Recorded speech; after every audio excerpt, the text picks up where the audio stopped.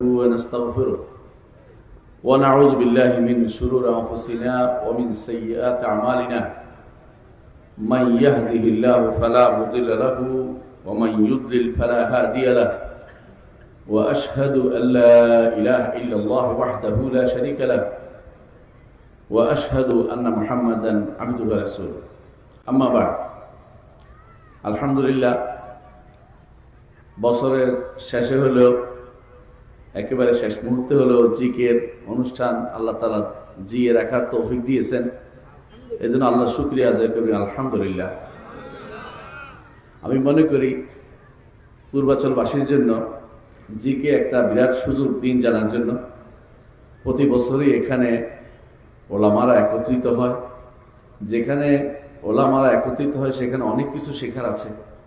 একটু আগেও জনপ্রতিনিধির কাছ থেকে আপনারা শুনেছেন, তারাও এখানে আনন্দের সাথে একত্রিত হন এবং তারাও আপনাদের সাথে শরীক হন। এই সুযোগ সাধারণত আপনারা অন্য সময় পাবেন না। আল্লাহ তৌফিক কামনা করে আমরা মনে করি যে ভবিষ্যতে ইনশাআল্লাহ এর ধারাবাহিকতা বজায় থাকবে, আমিন।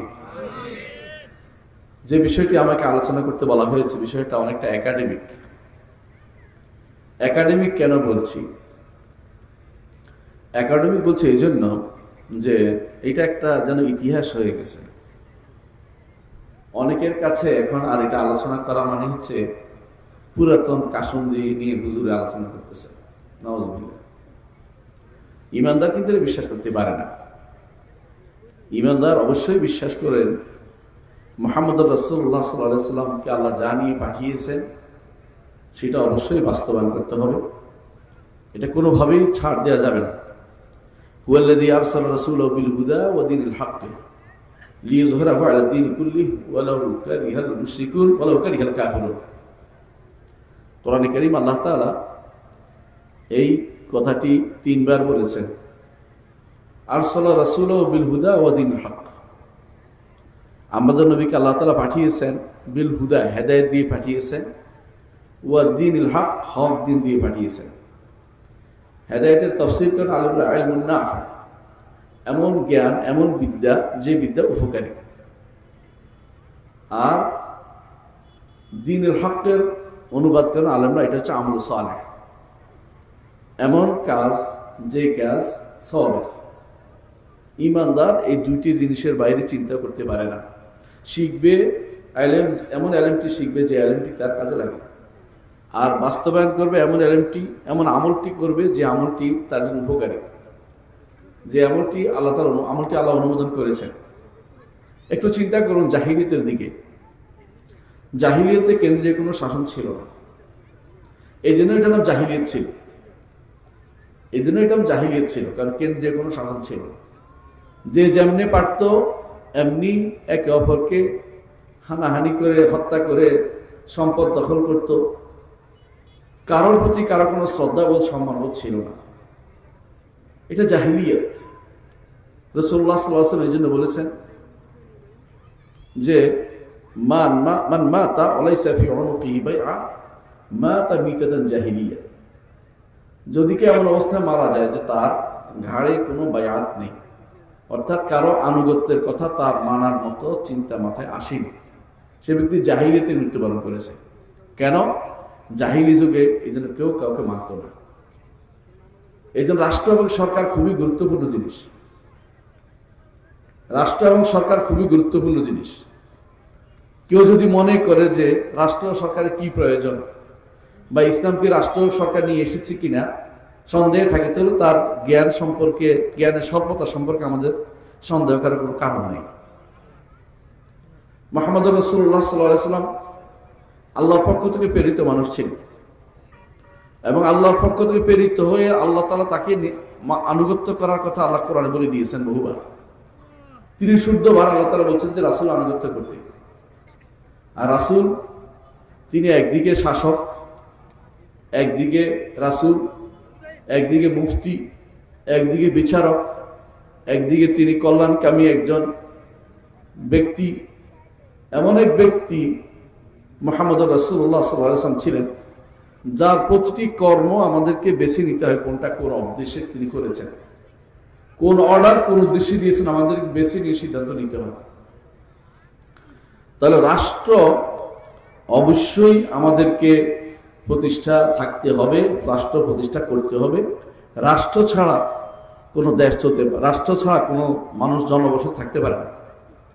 রাষ্ট্র যেখানে থাকে না, রাষ্ট্রপ্রধান যেখানে থাকে না, শাসন যেখানে থাকে না, সেখানে মানুষ ভালো অবস্থায় থাকে না। আমার এক বন্ধু ছিল, আমি যখন মদিনা ইউনিভার্সিটি পড়ি, সোমালিয়াতে তখন বিপর্যয় শুরু হয়ে যায়।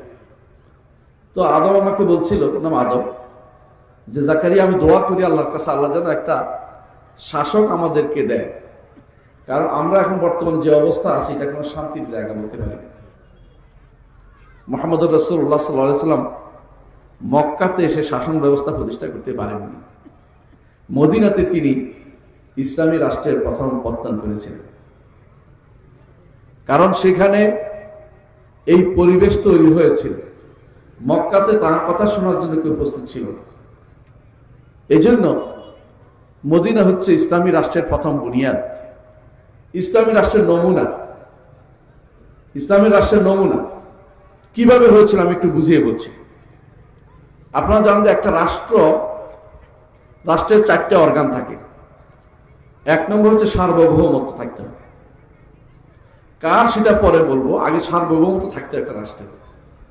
দ্বিতীয়ত থাকতে হয় একটা জাতি থাকতে হয়, একটা গোষ্ঠী থাকতে হয়, তাদের অধীন, এই সার্বভৌমত্ব অধীন একটা গোষ্ঠী থাকতে হয়, মানুষ থাকতে হয় কিছু। মানুষ না থাকলে কার উপর আপনি শাসন করবেন। দ্বিতীয়ত একটা সরকার ব্যবস্থা থাকতে হয়, একটা ব্যবস্থা থাকতে হয়, কর্মকাণ্ড পরিচালনার মধ্যে কিছু নীতি থাকতে হয়, এটা থাকতেই হয়। আর 4 নম্বর হচ্ছে একটা জমিন থাকতে হয়, একটা ভূমি থাকতে হয়, বাতাসের উপর হয় না, একটা রাষ্ট্র জমিন থাকতে হয়। 4টি জিনিস বর্তমানেও এটাকে তারা রাষ্ট্রনীতির মূল 4টে জিনিস অর্গানকে তারা ধরে নিয়েছে, রাষ্ট্রের 4টে অর্গান থাকতে হবে। ইসলামী রাষ্ট্র মদিনা যখন প্রতিষ্ঠিত হয়েছিল সেখানে কি কি হয়েছিল আপনাদের কি মনে আছে? সিয়াদা ছিল, সার্বভৌমত্ব ছিল, তবে আল্লাহ ছিল। সেখানে একটা জাতি ছিল, সেরা ছিল শ্রেষ্ঠ জাতি। তারা হচ্ছেন শ্রেষ্ঠ জাতি, তাদেরকে আল্লাহ তাআলা নিজের কোরআনে কারীমে শ্রেষ্ঠ বলে ঘোষণা করেছেন। এবং খায়রা উম্মাহ, এদের মধ্যে সর্বপ্রথমে হচ্ছে সাহাবায়ে কেরাম, এবং তাদের সম্পর্কে আল্লাহ নিজে বলেছেন যে তাদের উপরে আল্লাহ তাআলা সন্তুষ্ট, রাদিয়াল্লাহু আনহুম ওয়া রাদু আনহু। এমন একটি জাতি আল্লাহ তাআলা তাদেরকে বানিয়েছিলেন। আর সেখানে একটা সরকার ব্যবস্থাপনা ছিল। আমাদের নবী একাধারে তিনি বিচার করতেন, অর্থনৈতিক ব্যবস্থাপনা চালাতেন, রাষ্ট্র পরিচালনা করতেন, যুদ্ধ পরিচালনা করতেন, এমনকি সৎ কাজের অসৎ কাজে নিষেধ করতেন, দাওয়াত দিতেন, দাওয়াতের জন্য যত প্রচার প্রসারের জন্য লোক পাঠাতেন, সার্বিক যত কাজ সেটা আমার নবী করেছেন। এজন্য এই রাষ্ট্র সার্বিকভাবে বলতে পারে যে পুরো মদিনা একটা রাষ্ট্র জায়গা ছিল। অর্থাৎ ইসলামী রাষ্ট্রের যদি কোনো তুলনা আপনি দেখতে চান, একটা নমুনা দেখতে চান, তাহলে মদিনার রাষ্ট্র ছাড়া আর কোনো রাষ্ট্র আপনি সুযোগ পাবেন না। প্রথম মদিনা রাষ্ট্র ছিল সত্যিকার একটা ইসলামী রাষ্ট্র। এই ইসলামী রাষ্ট্রের যে কিছু বৈশিষ্ট্য আছে, এই মদিনা ইসলামী রাষ্ট্রের কি বৈশিষ্ট্য? 1 নম্বর হচ্ছে সার্বভৌমত্ব হবে আল্লাহ, মানুষের নয়। মানুষের সার্বভৌমত্ব থাকবে না, থাকবে কার? আল্লাহর সার্বভৌমত্ব। সবকিছুতে আল্লাহ এবং তার রাসূল যা বলেছেন সেটাকে প্রাধান্য দিতে হবে। আমরা মনে করি আমাদের রাষ্ট্র বর্তমানে যদি সংবিধান রচনা হয় তাতে অবশ্যই সর্বপ্রথম থাকা উচিত যে সার্বভৌমত্ব হবে আল্লাহ এবং তার রাসূলের। আল্লাহ এবং তার রাসূলের। হ্যাঁ, বলতে পারেন তাহলে সংখ্যালঘুর কি হবে? সংখ্যালঘুরও আল্লাহ এবং তার রাসূলের নীতির ভিতরে তাদের জন্য যেই সুযোগ সুবিধা রাখা হয়েছে তার পরিপূর্ণ বাস্তবায়ন করা হবে। কারণ ইসলাম কোনদিন মদিনার শাসনের বিষয়টা একটু চিন্তা করেন। ইহুদিরা ছিল, রাসূল কি ইহুদিদের উপরে ইসলামিক আইন চালু করে দিয়েছেন? কখনো না। রাসূল কি ইহুদিদের কারণে মদিনা রাষ্ট্র ইসলামিক হওয়া নিষেধ করেছেন? তা কখনো না। অন্যরাও থাকবে, তাদের আইনও থাকবে, তাদের লোকও থাকবে, কিন্তু মুসলিমদের জন্য অন্য কোনো আইন চলতে পারে না। মুসলিমদের জন্য অবশ্যই আল্লাহ এবং তার রাসূল যা দিয়ে গেছেন সেটাই একমাত্র মেনে চলতে হবে। এই সিয়াদা, সার্বভৌমত্ব, অর্থাৎ যার উপরে আর কারো কথা চলতে পারে না, আল্লাহ এবং তার রাসূলের কথা চলতে হবে। দ্বিতীয়, অথবা বলতে পারেন যে শরীয়ত, এই শরীয়ত বাস্তবায়ন করবে কে? মানুষ। অবশ্যই যিনি ক্ষমতায় আছেন এবং যারা ক্ষমতায় যাবেন প্রত্যেকের দায়িত্ব এই শরীয়ত বাস্তবায়ন করা। কুল্লুকুম রাঈন ওয়া কুল্লুকুম মাসউলুন আন রাইয়াতিহি, প্রত্যেকে রাখাল, প্রত্যেকে রাখালিপনা জিজ্ঞাসা করা হবে। রাসূলের বলেন ইমাম, রাষ্ট্রপ্রধান, সেও রাখাল, সে একজন বড় রাখাল। তার দায়িত্ব হচ্ছে রাষ্ট্রের প্রতিটি অর্গানকে ইসলামাইজেশন করা, ইসলামী পদ্ধতিতে পরিচালনা করা, এটা দায়িত্বের ভিতরে তার পড়ে। দ্বিতীয় বৈশিষ্ট্য হচ্ছে একটা গোষ্ঠী থাকবে, একটা জাতি থাকবে, যে জাতিটা তাওহীদের উপরে তাদের ভিত্তি থাকবে। তাওহীদের ভিত্তি না থাকলে সে তো মুসলিমে না, তাকে নিয়ে আপনি ইসলাম কিভাবে প্রতিষ্ঠা করবেন? প্রথম কাজ তাওহীদের ভিত্তি আছে কিনা আপনি দেখে নেবেন। ইসলামকে পরিপূর্ণভাবে মানার মতো তার যোগ্যতা অর্জিত হতে হবে। যারা ওই গোষ্ঠী এখান থেকে বাদ পড়ে যাবে অটোমেটিকলি, যারা ইসলামকে কমপ্লিট কোড অফ লাইফ মানতে রাজি নয়। অবশ্যই ইসলাম কমপ্লিট কোড অফ লাইফ মেনে নিতে হবে। তৃতীয়, ইসলামী রাষ্ট্রের আরেকটি বৈশিষ্ট্য হচ্ছে অবশ্যই ইসলামী রাষ্ট্র প্রতিষ্ঠা হওয়ার পরে আল্লাহর শরীয়ত যেন বাস্তবায়িত হয়, এই নীতি থাকতে হবে। ছোট বড় সবকিছুতে আল্লাহ শরীয়ত বাস্তবায়িত হতে হবে। আল্লাহ তার নবীকে বলেছেন ওয়া আনিহকুম বাইনাহুম বিমা আনজালাল্লাহ, আল্লাহ যা নাজিল করেছে তাদের মধ্যে আপনি সেটা দিয়ে হুকুম দিন। ওয়ালা তাত্তাবি আহওয়াহুম, তাদের প্রবৃত্তির অনুসরণ করবেন না। আল্লাহর বিধানের বিপরীতে যা কিছু আছে সবই হচ্ছে তাদের প্রবৃত্তি। আল্লাহর শরীয়তের বাইরে যা কিছু আছে সেটা মানব রচিত প্রবৃত্তি। মানব রচিত কোনো প্রবৃত্তি সেখানে স্থান পেতে পারে না। এজন্য প্রথম যে কাজটি করতে হবে অথবা যে বৈশিষ্ট্য থাকতে হবে ইসলামী রাষ্ট্রের, তার মধ্যে একটি হচ্ছে যে তারা আল্লাহর দ্বীনকে বাস্তবায়িত করবে। আল্লাযীনা ইম্মাক্কানাহুম ফিল আরদি আকামুস সালাতা ওয়া আতাউজ যাকাতা ওয়া আমারু বিল মা'রুফ ওয়া নাহাউ আনিল মুনকার ওয়া লিল্লাহি আকিবাতুল উমুর। চারটি মৌলিক কথা আল্লাহ বলে দিয়েছেন। একটি হচ্ছে যাদেরকে দুনিয়ার বুকে প্রতিষ্ঠা করলে আকামুস সালাতা, সালাত কায়েম করে, ওয়া আতাউজ যাকাত, যাকাত প্রতিষ্ঠা করে, ওয়া আমারু বিল মা'রুফ ওয়া নাহাউ আনিল মুনকার, সৎ কাজের আদেশ দেয়, অসৎ কাজ থেকে নিষেধ করে, ওয়া লিল্লাহি আকিবাতুল উমুর, সকল পরিণতি আল্লাহর কাছেই ফিরে যায়। মানুষ যদি নিজে পরিণতি নির্ধারণ করতে যায় অবশ্যই ভুল করে বসবে। এই জন্য অবশ্যই একটি ইসলামী রাষ্ট্রের জন্য ইসলামী রাষ্ট্রের কি বৈশিষ্ট্য হবে সেটা আমরা একটু বুঝে নিই।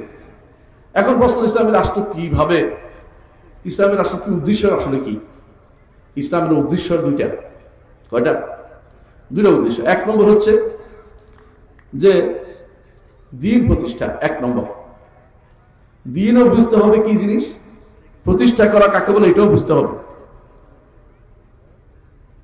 দ্বীন বুঝার জন্য এর জন্য প্রথমে হচ্ছে দ্বীনকে প্রচার প্রসার করা, দ্বীনের দিকে দাওয়াত দেওয়া, দ্বীনের পক্ষ থেকে প্রতিরোধ করা, এবং দ্বীনের মধ্যে যারা সন্দেহ নিয়ে আসে, বেদাত নিয়ে আসে, বাতিল জিনিস নিয়ে আসে, সেগুলিকে প্রতিরোধ করা, সেগুলিকে বাদ দেয়া। এটা আমার নবী মুহাম্মদ রাসূলুল্লাহ সাল্লাল্লাহু আলাইহি ওয়াসাল্লাম করেছেন, সাহাবায়ে কেরাম করেছেন, খোলাফায়ে রাশিদিন করেছেন, এমনকি বনি উমাইয়ারাও করেছেন। বনি উমাইয়ারাও এই ব্যাপারে শ্রেষ্ঠ ছিলেন, কারণ তারা দ্বীনের ব্যাপারে কোনো বাইরের কোনো কিছু তারা অংশগ্রহণ করেননি। বর্তমানে আপনারা যে সমস্ত জিনিস দেখতে পান যে আমাদের মুসলিমরা নিজেদের নিয়ে ব্যস্ত হয়ে আছে, এর মূল কারণ হচ্ছে দ্বীন প্রতিষ্ঠার অর্থই আমরা বুঝিনি। দ্বীন প্রতিষ্ঠা এটা রাষ্ট্রের যেমন দায়িত্ব, ব্যক্তির দায়িত্ব, রাষ্ট্রের তেমনি দায়িত্ব। অনেক কিছু রাষ্ট্র প্রতিষ্ঠা ছাড়া আপনি কোনদিন বাস্তবায়ন করতে পারবেন না। অনেক কিছু বাস্তবায়িত হয় রাষ্ট্র প্রতিষ্ঠা ছাড়া। এই জন্য রাষ্ট্র প্রতিষ্ঠা করা আসলে তো একটা ফরজ। কারণ মা লা ইউতিমুল ওয়াজিবু ইল্লা বিহি ফাহুয়া ওয়াজিব, যা না করলে ওয়াজিব পালন করা যায় না তা করাও ওয়াজিব, যা না করলে ওয়াজিব আদায় ফরজ আদায় করা যায় না তা করাও ফরজ। এই জন্য মুহাম্মদ রাসূলুল্লাহ সাল্লাল্লাহু আলাইহি ওয়াসাল্লাম হিজরত করতে বলেছেন। একটা জনগোষ্ঠী তৈরি হয়েছে, তাদের মধ্যে তিনি শাসন প্রতিষ্ঠা করেছেন। রাসূলুল্লাহ সাল্লাল্লাহু আলাইহি ওয়াসাল্লাম দুনিয়া থেকে চলে যাওয়ার পরেই সাহাবায়ে কেরাম পরবর্তী রাষ্ট্রপ্রধান নির্বাচন না করে তারা রাসূলুল্লাহ সাল্লাল্লাহু আলাইহি ওয়াসাল্লামকে কবরে দেননি। এটা এত গুরুত্ব যে এটাকে গুরুত্ব দিয়ে দেখতে হবে। আমরা রাষ্ট্রপ্রধান অবশ্যই নিযুক্ত থাকতে হবে, তবে এই রাষ্ট্রপ্রধান নিযুক্ত হতে হলে রাষ্ট্রপ্রধানের কি উদ্দেশ্য থাকতে হবে একটা রাষ্ট্রে, সেটা আমাকে জানতে হবে। এক নম্বর হচ্ছে অবশ্যই দিন প্রতিষ্ঠা তার প্রথম উদ্দেশ্য থাকতে হবে। দিন প্রতিষ্ঠা তার প্রথম উদ্দেশ্য থাকতে হবে। আর দিন প্রতিষ্ঠা হচ্ছে দিনকে জানা, বুঝা, প্রচার প্রসার করা। আর দিন থেকে মানুষের যে সন্দেহ, ভুল আকীদা, সেগুলো দূর করা, বাতিল দূর করা, বেদাত দূর করা। 3 নম্বর হচ্ছে দিনের আশেপাশে যে আক্রমণ আছে সেগুলো প্রতিহত করা। এগুলি লাগবেই। দ্বিতীয়ত বাস্তবায়ন করা, দিন বাস্তবায়ন করা। একটা হচ্ছে জানানো, একটা বাস্তবায়ন করা। কিভাবে বাস্তবায়ন করবে? আল্লাহর শরীয়ত বাস্তবায়ন করতে হবে, হুদুদ কিসাস বাস্তবায়ন করতে হবে, সবই উদ্দেশ্য। তবে আল্লাহর বিধানকে বাস্তবায়ন করার জন্য একটা রাষ্ট্রে একটা মহা উদ্দেশ্য থাকে, বড় উদ্দেশ্য থাকে। তাহলে আমরা বুঝতে পারলাম যে ইসলামী রাষ্ট্র যদি বাস্তবায়ন করতে হয়, প্রতিষ্ঠা করতে হয়, তাহলে কয়েকটা জিনিস লাগবে। যারা বাস্তবায়ন করতে আজ আগ্রহী তাদেরকে আনতুমিনা বিল্লাহি রাব্বান, আল্লাহকে রব হিসেবে মানতে হবে, মুহাম্মদ রাসূলুল্লাহ সাল্লাল্লাহু আলাইহি ওয়াসাল্লামকে রাসূল হিসেবে নিতে হবে, মুহাম্মদকে, ইসলামকে একমাত্র জীবন ব্যবস্থা হিসেবে বাস্তবায়ন করতে হবে। এখানে আর কোনো নীতি আসতে পারবে না, আর কোনো নীতি আসতে পারবে না।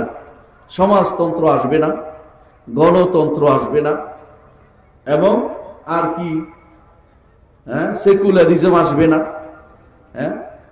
তারপরে দেশাত্ম কত রকমের বাদ আছে না, যাবতীয় বাদ এবং যাবতীয় ইজম সব বাতিল। এগুলো যদি না হয় তাহলে আপনি ইসলামকে প্রতিষ্ঠা করতে পারবেন না। ইসলাম আসছে কি জন্য? লিইয়ুযহিরাহু আলাদ দীনি কুল্লি, সমস্ত মতবাদের উপর ইসলামকে প্রতিষ্ঠা করার জন্য। আপনি যদি এইটাও মানেন ওইটাও মানেন তাহলে আপনি ইসলামকে পরিপূর্ণ মানতে পারলেন না। ইসলামকে মানতে হলে পরিপূর্ণভাবে মানতে হবে। ইসলামের অর্ধেক মানে অর্ধেক না মানলে আল্লাহ কোরআনে কারীম বলে দিয়েছেন, ফামা জাযাউ মান ইয়াফআলু যালিকা মিনকুম ইল্লা খিজিয়ুন ফিল হায়াতিদ দুনিয়া। দুনিয়ার জীবনে তোমাদের অপমান নেমে আসবে। আজ আমাদের জন্য অপমান নেমে আসে, আমাদের সিদ্ধান্ত আমরা নিতে পারি না।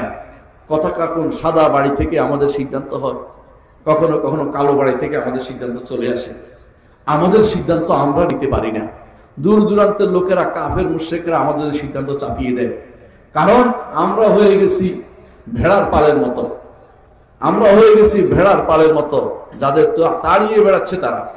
রাসূলুল্লাহ সাল্লাল্লাহু আলাইহি ওয়াসাল্লাম আমাদেরকে যা বলেছেন, তাতাদা আলাইকুম উমাম কামা তাতাদা আল আকালাতু আলা কাসআতিহা,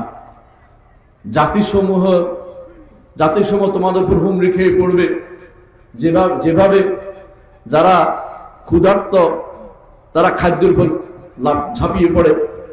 সাহাবায়ে কেরাম বললেন, আবি কিল্লাতিন নাহনু ইয়া রাসূলুল্লাহ, হে আল্লাহর রাসূল আমরা কি তখন কম হব? রাসূলুল্লাহ সাল্লাল্লাহু আলাইহি ওয়াসাল্লাম বলেছেন, আনতুম কুসুব, তোমরা অনেক হবে, ওয়ালাকিন্নাকুম গুথাউন কা গুথাইস সাইল, তোমরা ভানে ভেসে আসা খড়কুটুর মতো হবে। কারণ আপনারা জানেন যে গাছের গোড়া থাকে মাটির নিচে, কিন্তু যে সমস্ত খড়কুটু বানে ভেসে আসে তাদের কোনো গোড়া থাকে না। এই গোড়া হচ্ছে ইসলাম। ইসলামের মধ্যে আমাদের কোনো অংশ নেই। আমরা সুযোগ খুঁজি কেমনে অন্য পদ্ধতিতে কোনো না কোনো ভাবে আমরা যেন ক্ষমতায় যেতে পারি, ক্ষমতায় টিকে থাকতে পারি। এই চিন্তা যতদিন পর্যন্ত আমার অন্তর থেকে পরিপূর্ণভাবে চলে না যাবে, ইসলামী রাষ্ট্র প্রতিষ্ঠা হওয়া সম্ভব না। আপনি সাময়িক উন্মাদনার যোগ হবে, শুধুমাত্র সাময়িক কিছুমাত্র আপনার মধ্যে সাময়িক একটা আবেগ আসবে, আমরা এই করে গে সেই করেন গে, কিন্তু কিছুই আপনি করতে পারবেন না। আপনাকে অবশ্যই একেবারে গোড়া থেকে শুরু করতে হবে। আপনার ভাই, আপনার বোন, আপনার মেয়ে, আপনার ছেলে, আপনার বাবা, আপনার সন্তান, সবাইকে এটা বুঝাতে হবে যে ইসলাম পরিপূর্ণ জীবন ব্যবস্থা। কোনো কিছু বাইরে থেকে ধার করার সুযোগ নাই। যদি ধার করেন আপনি ইসলামকে বুঝেননি, আপনাকে আবার ইসলাম ভালোভাবে পড়তে হবে, যেভাবে সালফে সালেহ বলেছেন। দ্বিতীয় যে কাজটি করতে হবে তা হচ্ছে আপনার বন্ধুত্ব, আপনার ভালোবাসা যেন একমাত্র ইসলামের জন্য হয়। আমাদের ভালোবাসা, আমাদের বন্ধুত্ব, আমাদের ঝান্ডা ইসলামের জন্য হচ্ছে না। এক একজনে এক এক নতুন ঝান্ডা নিয়ে আসছে, সব ঝান্ডা আমরা মেনে নিচ্ছি। এত বছর স্বাধীনতার পর থেকে আমাদের উপর দিয়ে যেই 4টা মূলনীতি চালু করে দেওয়া হয়েছিল, এগুলি কি আমাদের মনের কথা ছিল? কখনো না। আপনাকে যদি জিজ্ঞাসা করা হয়তো আপনি কি সমাজতন্ত্র মানেন কিনা, আপনি অসম্ভব। সমাজতন্ত্র নামক শয়তানতন্ত্র আমরা মানি না, আপনি নিজেই বলতেন। এই জাতীয় যে সমস্ত তন্ত্রগুলি আমাদের উপর দিয়ে চালিয়ে দেওয়া হয়েছে, একটাও ইসলাম মানে না। তাহলে মুসলিম দেশে যেটা চলছে, কার জন্য বন্ধুত্ব হচ্ছে, কার জন্য? আপনি যখন শপথ নিচ্ছেন, কি জন্য শপথ নিচ্ছেন? আপনি এই 4 মূলনীতি কুফরি নীতির উপর শপথ নিচ্ছেন। আপনি কি ইসলাম কায়েম করবেন আমাকে বলেন। আপনার পায়ের নিচে যেটা আছে এটা যদি না সরান, আপনি এটার উপর দাঁড়িয়ে থাকেন, আপনি এটা কোনোদিনে আপনি স্বাধীন হতে পারেন নাই। আপনি এখন হক কথা কখনো বলতে পারবেন না। এটাই হচ্ছে আজ আমাদের অবস্থা। আমরা হক কথা বলতে পারি না কেন? ইসলামকে আমরা মূল থেকে বুঝি নাই। ইসলামকে আমরা পরিপূর্ণ বাস্তবায়ন করতে হবে মনে করি না। অনেকেই মনে করি রাষ্ট্রে ইসলাম কি দরকার? মসজিদে আছে, ওয়াজের মাহফিলে আছে, মাথায় টুপি আছে, হুজুররা আছে, ওয়াজ করে, মিছিল করে, মাশাআল্লাহ রমজান মাসে আমরা মসজিদে যাই, কিন্তু রাষ্ট্র চলবে অমুক তমুকের আমেরিকার কোন নীতিতে চলবে। এই নীতি যতক্ষণ মাথার ভিতরে আপনার ঢুকে আছে, আপনি ইসলাম বুঝেন নাই, কুফরি তন্ত্র লালন করছেন। আপনি কি বুঝেন সেটা? আপনাকে সেটা বুঝতে হবে যেটা কুফরি তন্ত্র লালন করছেন।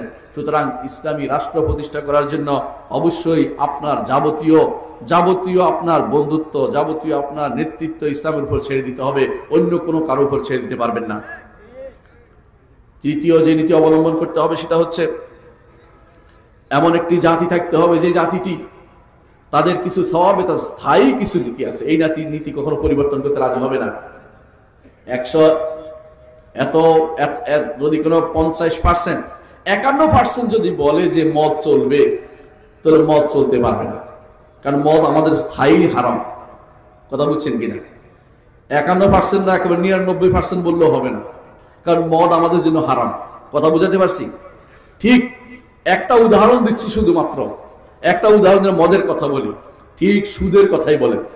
একেবারে 99.99 ব্যক্তি, একজন বাদে সবাই বলল। একজন কেন বললাম? উম্মতে মুসলিমা কোনদিন হারামের উপর, সুদের উপর, হারামের উপর ঐক্যমত হবে না, আমার নবী বলে দিয়েছেন।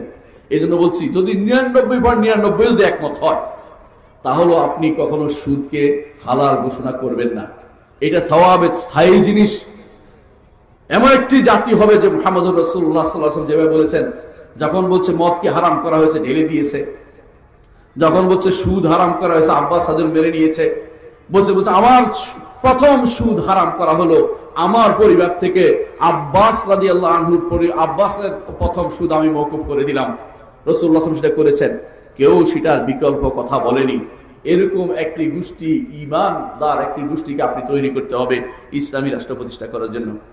দ্বিতীয়, যেখানে পরিবর্তনশীল জায়গা সেখানে শুধু পরামর্শ চলে, সব জায়গাতে পরামর্শ চলে না, সব জায়গাতে পরামর্শ হবে না।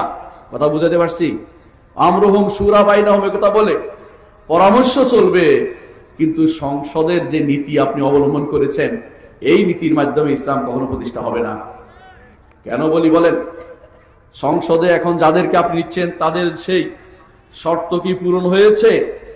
1 নম্বর শর্ত বিল ইজমা, সংসদের সদস্যগুলি মুসলিম হতে হবে। সংসদ বলে আর আহলে শুরা বলেন, পরামর্শ সবার এক মুসলিম হতেই হবে। 2 নম্বর, তারা অবশ্যই পুরুষ হতে হবে। এই 2টি শর্তের কথাই বললাম, বাকিগুলি বললাম না। 3 নম্বর আছে, তাদেরকে অন্তত ন্যূনতম ইসলাম সম্পর্কে জ্ঞান থাকতে হবে। এই 3টি জ্ঞান যদি আপনি দেন, কয়জন মানুষ খুঁজে পাবেন যারা আজ সংসদে যাওয়ার যোগ্যতা অর্জন করেছে? যারা ইসলামের কথা বলে তাদের মধ্যে দেখি অনেকে নারীকে ক্ষমতায় বসানোর জন্য ব্যস্ত হয়ে পড়ে, আবার তাদের মধ্যে অনেকে নারীকে ভাইস চেয়ারম্যান বানাচ্ছে, তাদের মধ্যে অনেকে নারী সংসদে নারীর একটা অংশ পাঠানোর জন্য ব্যস্ত হয়ে পড়েছে। এটা ইসলাম কখনো অনুমোদন করে না। নারীর জায়গা কখনো রাষ্ট্রপ্রধানও নারী হইতে পারে না এবং সংসদ সদস্য নারী হইতে পারে না। প্রমাণ দিচ্ছি, মুহাম্মদুর রাসূলুল্লাহ সাল্লাল্লাহু আলাইহি ওয়াসাল্লাম দুনিয়া থেকে চলে গেছেন, তার সবচেয়ে বেশি জ্ঞানী স্ত্রী হলেন আয়েশা রাদিয়াল্লাহু আনহা, কিন্তু মুহাম্মদুর রাসূলুল্লাহ সাল্লাল্লাহু আলাইহি ওয়াসাল্লামের খলিফাগণ আবু বকর, ওমর, ওসমান, আলী কেউ তাদের সংসদে তাদের পরামর্শ সভায় আয়েশা রাদিয়াল্লাহু আনহার জায়গা দেননি। তারা বরং যখন প্রয়োজন হয়েছে দল বেঁধে গিয়ে তার কাছে অথবা একান্তে গিয়ে তার কাছে শুনে এসেছেন যে এই বিধানটা কি, কিন্তু নারীদেরকে ঘর থেকে বের করে এই পদ্ধতি নিয়ে আসা ইসলাম কোনো অনুমোদন করে না। আপনারা এখন ভয়ে বলতে পারবেন না, এটা বললে আন্তর্জাতিক যে সমস্ত জিনিসের চুক্তি করে এসেছেন, সেখানে দেশকে এর আগে বিক্রি করে দিয়ে এসেছেন। সিডাও নামক তথাকথিত কুফরি যে সমস্ত চুক্তি করে আসছেন, তাতে নারী পুরুষ সমতার উপর চুক্তি করে আসছে, আর কথাই বলতে পারবেন না। এরকম শতটা 151টা আপনার দস্তখত করেছেন, যেগুলি ইসলাম বিরোধী। এই চুক্তিগুলি ইন্টারন্যাশনাল ট্রিটিতে আপনি দস্তখত করে আসছেন। আমি জানি কেন, আমি এই সমস্ত জিনিস পড়ে বুঝছি এবং ইন্টারন্যাশনাল বিভিন্ন জায়গা দেখেছি যে বাংলাদেশ সবচেয়ে খারাপ অবস্থানে আছে। অনেক কিছু সৌদি আরব দস্তখত করে নাই, ইরানও করে নাই, অথবা আফগানিস্তানও করে নাই, কিন্তু আপনি সবার আগে দস্তখত করে আসছেন কেন? আমার ক্ষমতা যেন থাকে, দুনিয়া চলে যাক, ইসলাম চলে যাক, রাষ্ট্র চলে যাক, আমি যেন ঠিক থাকি। এটাই যেন একটা নীতি হয়ে দাঁড়িয়েছে। এই অবস্থা হলে আপনি ইসলাম প্রতিষ্ঠা করতে পারবেন না। আপনারা আগে যাই বলে থাকেন ইসলাম প্রতিষ্ঠা, আমার প্রথমে চাই মানবতা, তারপরে চাই এটা, তারপরে 3 নম্বরে যাই ইসলাম কথা বলেন। আগে তো এটা বলেননি, এখন কেন বলছেন? আপনার কি ভোটের বেশি দরকার? এটা ইসলাম অনুমোদন করতে পারে না। আপনাকে ইসলাম সবার আগে রাখতে হবে। মুহাম্মদুর রাসূলুল্লাহ সাল্লাল্লাহু আলাইহি ওয়াসাল্লাম ইসলাম ছাড়া কোনো কিছুতে তিনি রাজি ছিলেন না।